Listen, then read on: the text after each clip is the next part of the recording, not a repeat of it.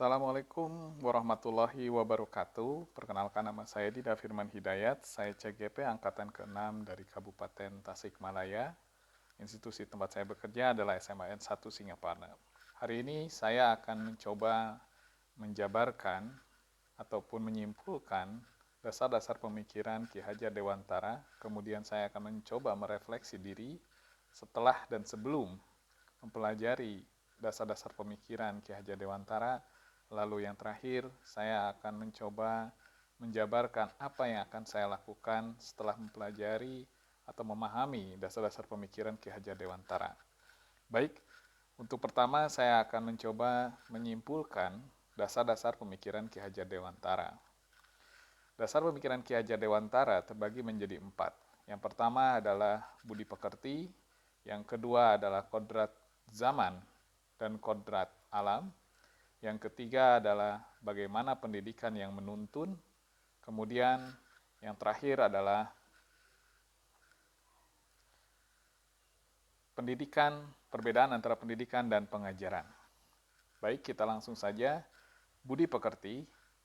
Menurut Ki Hajar Dewantara, pendidikan budi pekerti harus mencakup penyatuan antara gerak, pikiran, kehendak, dan perasaan dan bulatnya jiwa manusia sehingga mampu membangunkan ataupun menguasai diri sendiri dan pada akhirnya dapat menjadi sebuah tindakan yang mencerminkan manusia yang beradab. Kemudian kodrat alam dan kodrat zaman.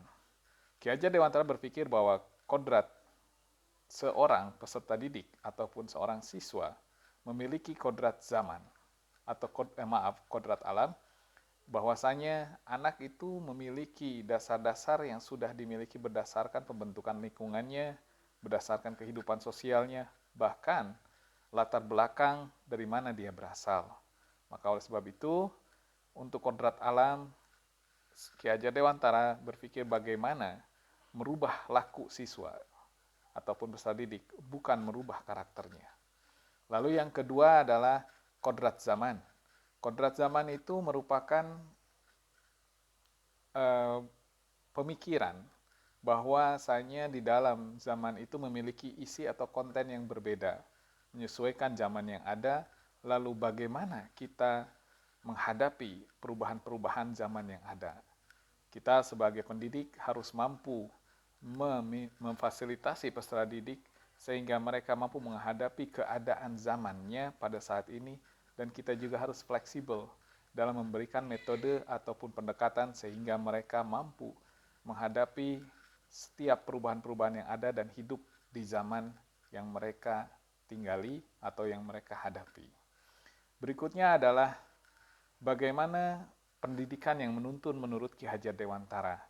Betul, Ki Hajar Dewantara mengatakan bahwa dalam kodrat alam juga dikatakan bahwa beliau seorang pendidik tidak harus merubah karakter anak, tapi bagaimana peserta didik dapat merubah perilakunya.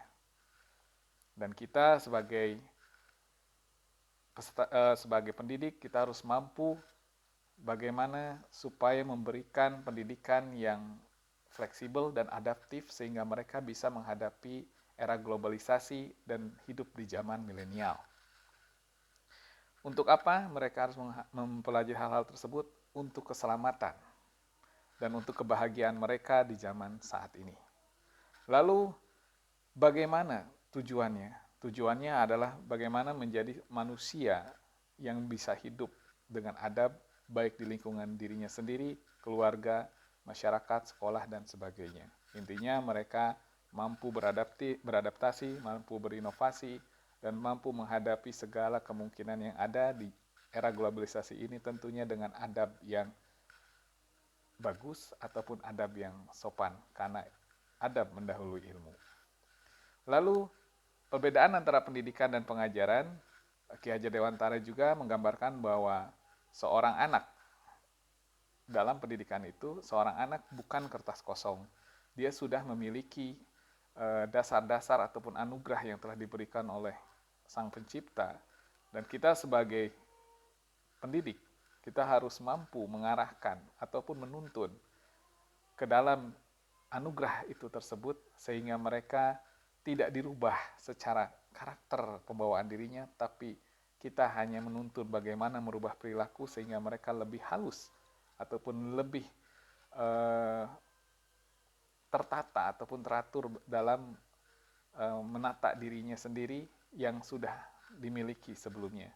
Adapun pengajaran adalah bagaimana kita memberikan pengetahuan dan ilmu-ilmu baik soft skill ataupun hard skill bagi mereka supaya mereka mampu menghadapi keadaan di zaman milenial ini. Tentunya tugas kita adalah sebagai pemfilter juga mana yang harus diberikan, mana yang harus disimpan dulu ataupun bagaimana diadaptasi sehingga hal tersebut mampu diterima oleh peserta didik itu sendiri. Tujuannya untuk apa? Supaya mereka mampu supaya mereka mampu hidup di zaman milenial dan menghadapi segala tantangan yang ada, tentunya sama dengan adab dan perilaku yang sopan. Lalu refleksi. Sebelum saya memahami tentang pemikiran Ki Hajar Dewantara, saya adalah seorang guru yang selalu menuntut anak-anak untuk menjadi orang yang pintar dan menjadi anak yang baik juga tentunya, tapi ada sedikit pemaksaan bagaimana dia menjadi seorang yang lebih baik walaupun ya selalu ada sedikit pressure ataupun sedikit tekanan supaya mereka menjadi lebih baik. Tapi setelah saya memahami konsep-konsep Ki Hajar Dewantara, saya menyadari bahwa kita tidak harus menuntut bagaimana anak menjadi lebih baik dan bagaimana anak tersebut menjadi orang yang beradab ataupun memiliki akhlak yang baik juga. Namun kita sebagai pendidik hanya menuntun saja dan memberikan contoh apabila kita di depan, lalu kita juga selalu memberikan motivasi dan sebagainya, dan ketika kita bersama, kita seolah-olah menjadi partner bagi mereka, di mana mereka bisa saling berbagi, dan kita juga saling memberikan ilmu. Lalu di belakang, kita sebagai pendidik harus bisa memotivasi mereka ketika mereka sedang terjatuh ataupun kehilangan arah.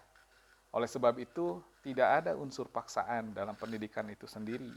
Kita hanya menuntun apa yang sudah mereka miliki, tapi tentunya dengan koridor yang tepat dan tidak keluar dari aturan-aturan yang ada. Dan apa yang ingin saya lakukan di kemudian hari? Untuk kemudian hari saya ingin menerapkan beberapa metode ataupun strategi ataupun pendekatan yang berakar pada konsep pemikiran Ki Hajar Dewantara. Beliau selalu mengedepankan budi pekerti, selalu menjadi contoh bagaimana menjadi seorang pendidik yang bijak ataupun menjadi guru yang seutuhnya. Dan itu mungkin butuh waktu bagi diri saya untuk berubah menjadi hal seperti itu, tapi saya akan mencoba menerapkannya mulai dari diri saya sendiri, kemudian saya akan mencoba menerapkannya di lingkungan keluarga, kemudian di peserta didik itu juga, kemudian di sekolah saya secara utuh. Itulah yang akan saya coba terapkan, yang tetap berakar pada kemanusiaan dan berakar pada kehidupan yang selamat dan bahagia. Karena itulah sejatinya tujuan Ki Hajar Dewantara, supaya kita menjadi pendidik yang mampu mengarahkan peserta didik kita menjadi manusia yang beradab dan mereka dapat selamat dan bahagia di kemudian hari, baik hari ini juga sama ataupun hari-hari yang akan datang. Demikian apa yang saya paparkan. Mohon maaf apabila banyak kesalahan dan terkadang banyak hal yang miss, karena saya manusia biasa dan tidak terlepas dari kekurangan tersebut. Wabillahi taufiq wal hidayah. Wassalamualaikum warahmatullahi wabarakatuh. Salam guru penggerak.